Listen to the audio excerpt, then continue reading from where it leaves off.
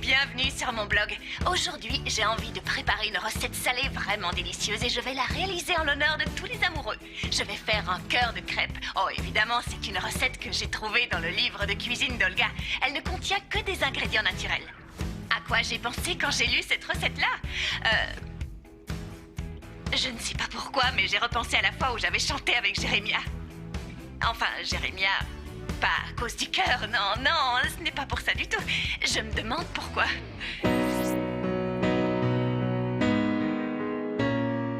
Pero hay cosas que sí sé. Ven aquí, te mostraré. En tus ojos puedo ver. Lo puedes lograr. Prueba a imaginar. Podemos pintar colores al alma. Podemos gritar. Yeah. Podemos volar sin tener alas. Ser la letra en mi canción y tallarme en tu voz. On ne peut pas nier qu'on aurait formé un très joli couple, non? Musical, un beau duo musical. Mais bon, revenons plutôt à nos crêpes, à nos cœurs en forme de crêpes ou l'inverse. Bref, allons-y. Si on veut préparer notre cœur de crêpes, il nous faut des betteraves, du lait, des œufs, de la farine, de la ricotta, de la margarine. Ah, et une chose très importante que j'ai failli oublier, c'est le saumon. Ce sera l'élément principal de notre garniture. Je l'avais préparé à l'avance. Tout est là. Je vais faire une photo de mes ingrédients.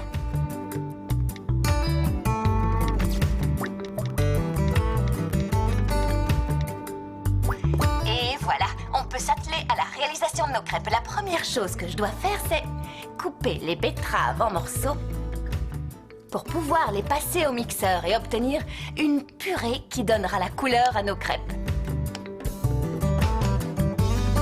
Mes betteraves sont très faciles à couper parce qu'elles sont déjà cuites. Si les tiennes sont crues, tu devras les faire cuire dans de l'eau bouillante.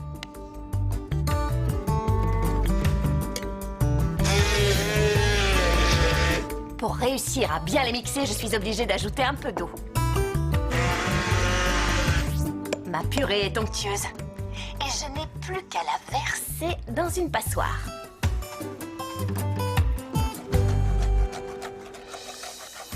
Notre préparation à base de betterave est prête. Je vais la laisser de côté pour l'instant pour passer à la suite. Dans un autre saladier, un peu plus grand, je vais casser les œufs.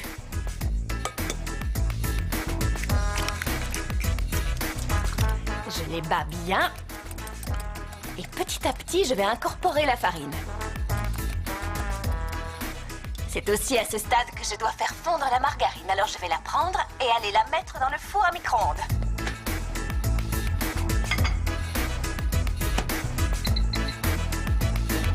30 secondes, 1 minute, il vaut mieux surveiller. C'est le moment d'ajouter le lait.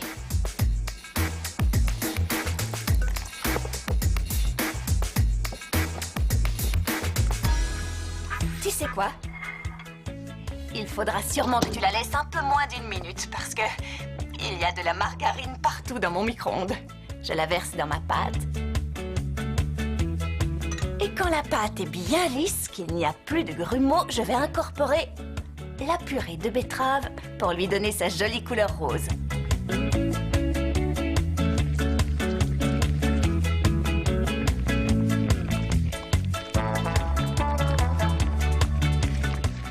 Je vais chercher une poêle dans laquelle je vais faire mes crêpes. Une fois que la poêle est bien chaude, je vais verser la préparation. Voilà, comme ça. Et délicatement, j'essaie de couvrir toute la surface. Ah, ça y est. Et je fais cuire à feu moyen. Ça ne va pas du tout. Non, non, non. Non, ce n'est pas censé faire ça. Ça colle et le fond de la poêle est brûlé. Ça ne va pas du tout. Non. Je dois mal m'y prendre. Je ne sais pas, peut-être que j'ai oublié un ingrédient, mais ça ne devrait pas coller. Je vais appeler Olga pour avoir une réponse. Il n'est pas question que je fasse brûler toutes les crêpes. Salut Olga. Hey, salut Angie. Comment tu vas? Mais tu pêches? Est-ce que ça mord? Tu as pêché quelque chose? Pas encore, non, mais un peu de patience. Hein? Laisse-moi 1 minute, tu vas voir. Tu vas voir ce que je vais pêcher. Mais je t'écoute. De quoi tu as besoin cette fois? De ton aide, je voudrais confectionner ton cœur de crêpe, mais la pâte colle dans la poêle, c'est une vraie catastrophe. Tu aurais une solution? Bien sûr, Angie. La solution, c'est d'utiliser une poêle anti-adhésive. Et si tu n'en as pas, tu peux prendre une poêle normale dans laquelle tu fais fondre un peu de margarine. D'accord. Et tu attends que le fond soit bien chaud avant de verser la pâte. Ah, parfait. J'ai une poêle anti-adhésive. Je te remercie, Olga. Rien. Oh, Angie, une fois que tes crêpes sont froides, si tu décides de les empiler, n'oublie pas de mettre du film étirable entre chaque. Sinon, elles vont toutes se coller les unes aux autres. Et tu sais ce que tu peux faire? Tu peux en mettre une partie au réfrigérateur ou au congélateur pour les conserver encore plus longtemps. Ah, d'accord, J'ai je pêché te quelque remercie. chose. Quoi? J'ai attrapé quelque chose. Oh, c'est sûrement un requin. Attention. Désolée, je ne crois pas que ce soit un requin. Ça ressemble plus à une chaussure. Non, écoute-moi bien, Angie. Hein? Ici, n'importe qui peut pêcher un poisson.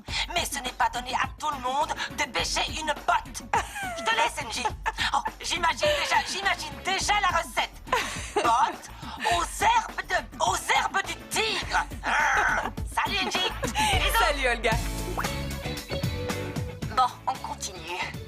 Comme me l'a dit Olga, je vais utiliser une poêle anti-adhésive. Je dois en avoir une quelque part. Je ne comprends pas pourquoi je n'y avais pas pensé.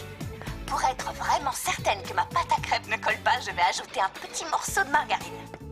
Dans un premier temps, je vais mettre ma poêle à chauffer. Et maintenant, je verse ma pâte au centre de la poêle. Et voilà. Et tu laisses cuire à feu moyen d'un côté seulement. Quand tu vois que la pâte est cuite de façon uniforme, tu la retires du feu rapidement. Je vais sortir une assiette pour pouvoir... Voilà, celle-ci, elle est jolie. Ça va faire un contraste de couleurs. Ah, regarde, oui, ça a l'air d'être bon. Déjà? Ça y est? C'était facile. Première crêpe rose fuchsia. Maintenant que j'ai fait cuire toutes mes crêpes roses, qu'est-ce que je suis censée faire? Voyons voir. Préparer la garniture. Très bien. Alors, je vais mettre mes tranches de saumon dans le mixeur.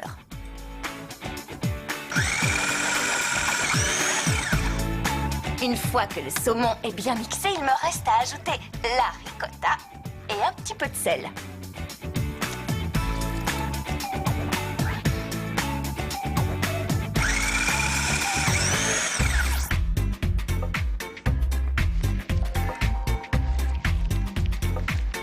J'attaque le montage des crêpes. Je vais avoir besoin de film étirable. J'en déroule un morceau sur mon plan de travail.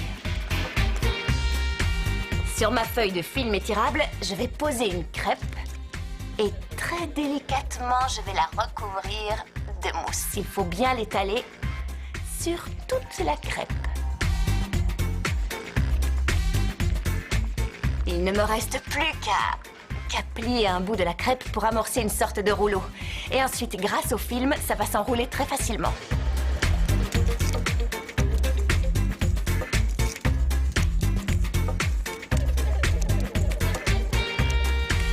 Tada! Ma première crêpe. Elle est superbe, non? Je vais en faire un peu plus. Et voilà, c'était la dernière. Je vais les mettre quelques instants au congélateur pour qu'elles soient plus faciles à découper. Et pendant que je mets de l'ordre dans ma cuisine, on va faire le point. Pour ne rien oublier, je vais récapituler toutes les étapes de notre recette. Couper les betteraves en morceaux et les mixer. Passer le coulis. Mélanger les œufs avec la farine, la margarine fondue et le lait en évitant de faire des grumeaux. Pour finir, ajouter la purée de betterave. Faire chauffer une poêle anti-adhésive et ajouter une noix de margarine. Verser de la pâte au centre de la poêle. Aux premières bulles, retirer du feu. Pour la garniture, mixer le saumon avec la ricotta. Étaler la garniture sur les crêpes de façon uniforme et les enrouler avec l'aide d'un film étirable. Comme tu vois, une fois que j'ai sorti les rouleaux du congélateur, qu'ils ont bien refroidi, j'ai enlevé le film étirable qui était autour et je les découpe à peu près de cette grosseur. Et je les dispose dans un plat en essayant de leur donner une forme de cœur.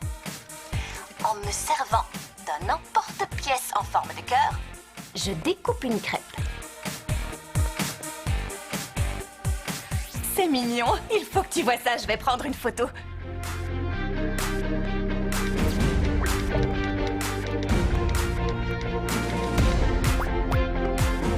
Bon, eh bien, je crois que c'est tout pour aujourd'hui. Notre cœur de crêpe est terminé. J'espère que tu le feras chez toi et que tu réussiras à toucher le cœur de tes amis et de tous les gens que tu aimes. J'ai hâte de voir si c'est aussi délicieux que ça en a l'air. C'est vraiment très bon. On se revoit bientôt. Salut!